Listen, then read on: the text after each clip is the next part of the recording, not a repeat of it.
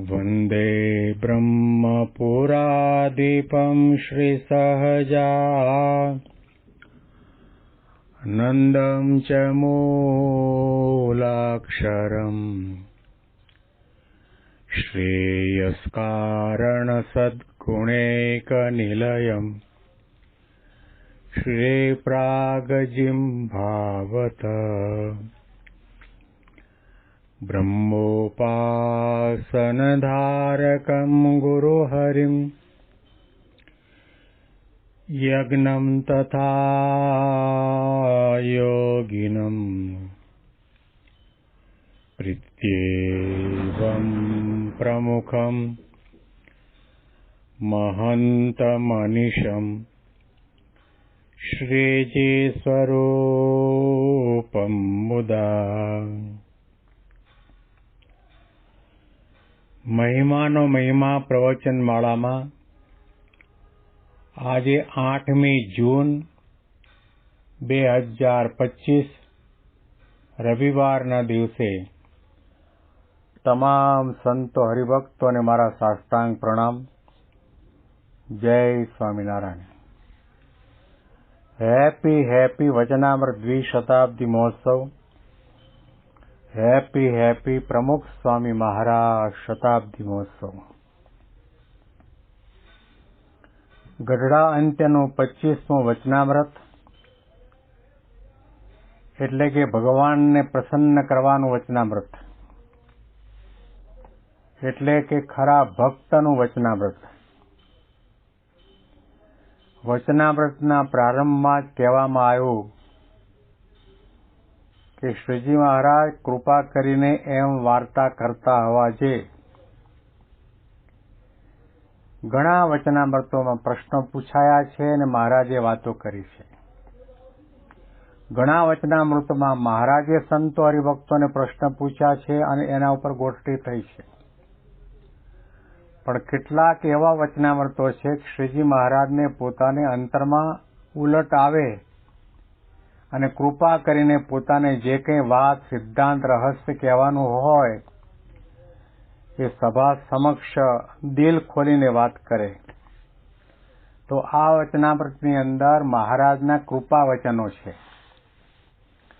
અને કૃપા વચનો જે રહસ્યની વાતો, ગર્ભિત વાતો, અતિ અગત્યની અને અનિવાર્ય વાતો છે એ કોની આગળ કહેવામાં આવે? પોતાના માન્યા હોય એની આગળ. એટલે શ્રીજી મહારાજે કૃપા વચનોમાં ભક્તિની રીતિનીતિ બતાવી. કૃપા વચનોમાં મહારાજે એ પણ કહ્યું કે ગરીબ હોય તેમણે ક્યારે પણ ગ્લાનિ ન પામવી. તમે શ્રદ્ધા સાથે, ભક્તિ સાથે, પ્રેમ સાથે, ભાવ સાથે, મહિમા સાથે, ઉત્સાહ અને ઉમંગથી પત્રપુષ્પ ભગવાનના ચરણમાં ધરો, એ પણ ભગવાન કૃપા કરીને અંગીકાર કરે છે. અને કદાચ કહેવું હોય તો કહી શકાય કે કરોડોપતિ માણસ હોય તે સોનાના થાળમાં 56 પ્રકારના ભોગ ભગવાનની આગળ ધરે, ભગવાન જરૂર જમે.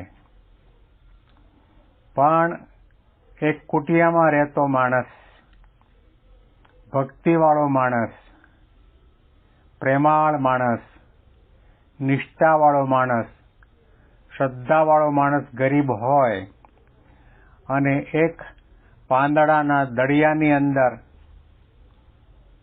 તુલસીના પાન મૂકી ભગવાનના ચરણમાં ધરે, તો કદાચ કહેવું હોય તો કહી શકાય કે 56 પ્રકારના ભોગ કરતાં પણ વધારે સ્વાદ ભગવાનને આ દળિયાની અંદર રહેલા તુલસી પાત્રમાં આવે.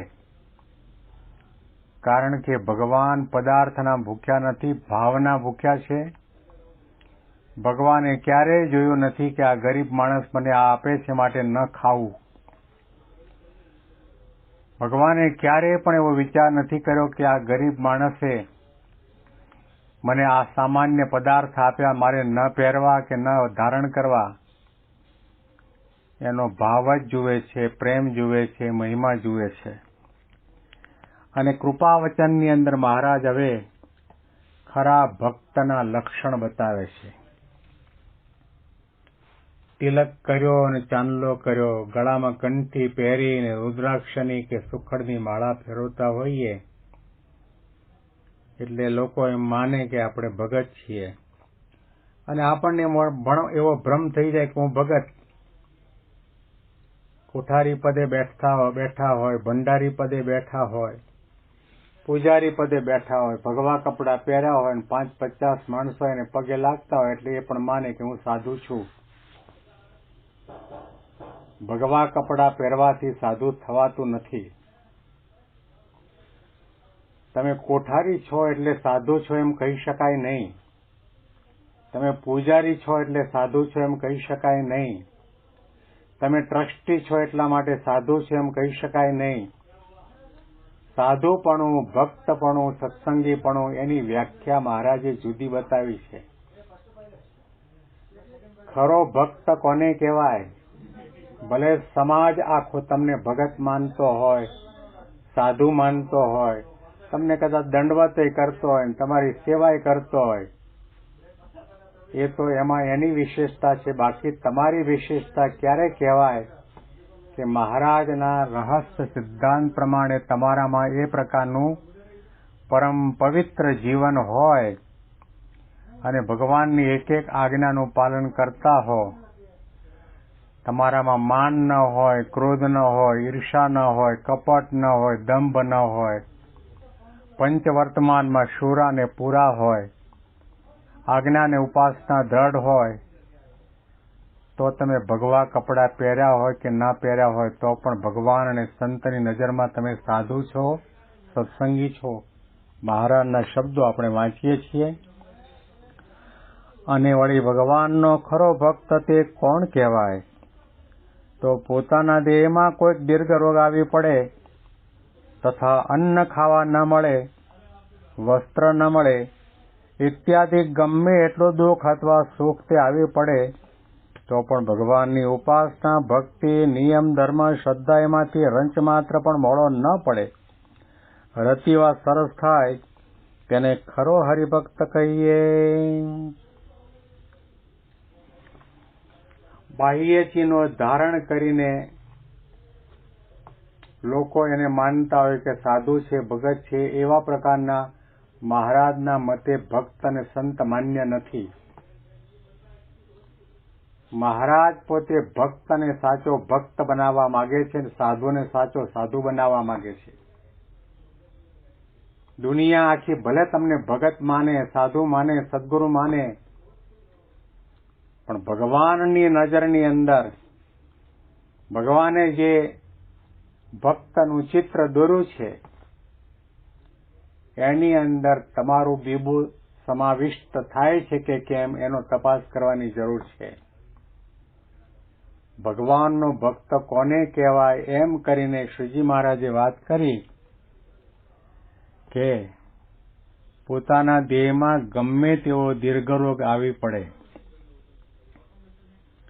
રોગ આવે ને ત્યારે ભલભલો પણ આગો પાછો થઈ જાય.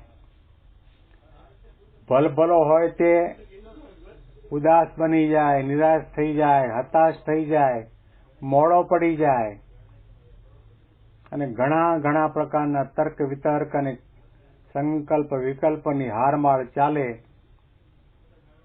કે મેં ભગવાનના માટે માતા, પિતા, કુટુંબ, કબીલા બધાનો ત્યાગ કર્યો, આટલી સેવા કરી, સાધુ થયો, સોનાના સિંહાસન કરાવ્યા, સત્સંગનો વિકાસ કર્યો, આટલી મહાપૂજા કરી, આટલી પધરામણી કરી, આટલું દાન લઈ આવ્યો, અને તો પણ ભગવાને મારા ઉપર આવી રીતના નિષ્ઠુર થઈને મને રોગ કેમ આપ્યો? આવો વિચાર જાગે તો સમજવું કે તમારામાં સાધુપણું નથી આવ્યું, ભક્તપણું નથી આવ્યું. રોગના મૂકવાવાળા અને રોગથી મુક્ત કરવાવાળા કોઈ પણ આપણા માટે હોય તો ભગવાન સહજાનંદ સ્વામી મહારાજ છે. એ મુદ્દાને આપણે ભૂલી જઈએ છીએ. ભગવાન કરતા હરતા છે, અતિ અગત્યનો મુદ્દો છે. ગુણાતીતાનંદ સ્વામીએ પોતાની વાતમાં લખ્યું, ભગવાનની મોટાઈ જેના અંતરમાં સમજાણી હોય તેને ગમે તેવા દેશકાળની અવળાઈ થાય અથવા તો દેહમાં ગમે તેવો રોગ થઈ આવે તો પણ એમ માને કે ભગવાનના કર્યા વિનાનું સૂકું પાંદડું પણ હલાવ્યું હલતું નથી. દાસના દુશ્મન હરિ કેદી હોય નહીં, જેમ કરશે તેમ સુખ થશે. અહીંયા શરીરમાં રોગની વાત કરી, પણ એના પાયાની અંદર મૂળમાં જાઓ તો ઉડીને આંખે વળગે એવો મુદ્દો કયો છે? ભગવાનને કરતા હરતા માનવા. તમે ભગવાનના થયા, ભગવાનના શરણમાં મસ્તક ઝુકાવ્યું, ભગવાનના વર્તમાન ધારણ કર્યા, તમે ભગવાનનું ભજન કરો છો તો પ્રકૃતિ પુરુષ સુધી કાળ કર્મ માયા કોઈના બાપની તાકાત નથી તમને રોગ આપી શકે ને તમને હેરાન પરેશાન કરી શકે. કરતા હરતા એકમાત્ર મહારાજ સહજાનંદ સ્વામી મહારાજ છે. એવી પ્રકારની દ્રઢતા એ જ ભક્તપણું છે. 5 ટાઈમની આરતી કરતા હોય, 5 ટાઈમનો થાળ કરતા હોય, માનસી કરતા હોય, ધ્યાન કરતા હોય, દંડવત કરતા હોય, પ્રદક્ષિણા કરતા હોય, ગમે તેટલું કરતા હોય આધ્યાત્મિક માર્ગમાં,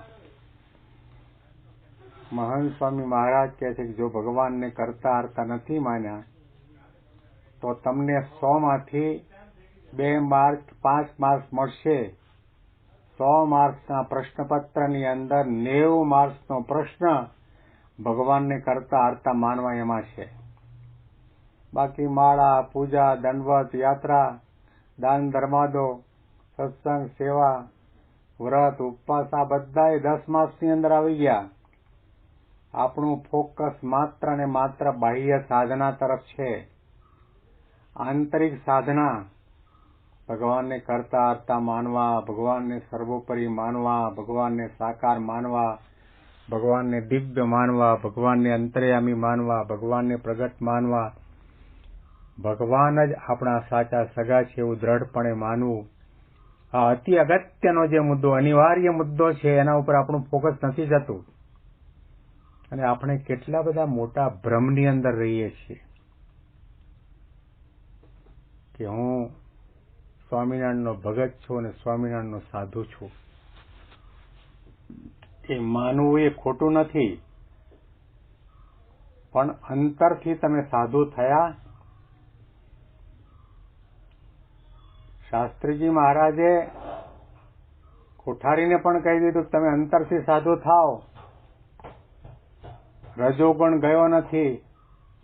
બગલાની પાંખ જેવા ધોળા ધોળા રજોગુણી કપડાં પહેરો છો, એમાં તમારું ભક્તપણું ક્યાં આવ્યું? અંતર રંગાવવું જોઈએ, મન રંગાવવું જોઈએ. આધ્યાત્મિકતાનો ઓપ આપણા દરેક ક્રિયાની અંદર આવવો જોઈએ.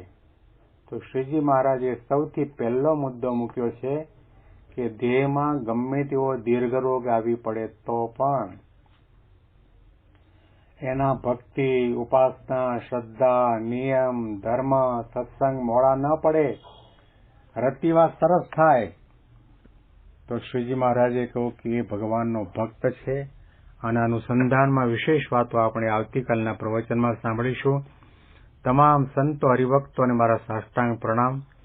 જય સ્વામિનારાયણ.